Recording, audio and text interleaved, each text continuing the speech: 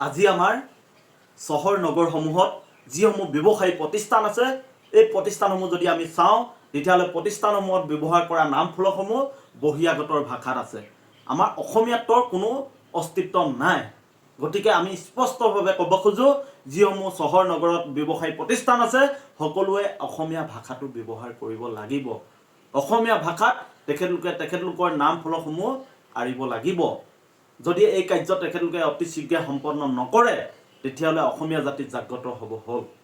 কাৰণ তেখেতলোকে অসমত আহি অন্ন বস্ত্ৰ বাসস্থান গ্ৰহণ কৰিব, অসমৰ বায়ু পানী গ্ৰহণ কৰিব আৰু অসমীয়াত্বক তেখেতলোকে নস্যাৎ কৰিব, এই কথা আমি কোনো কাৰণতে মানি ল'ব নোৱাৰোঁ।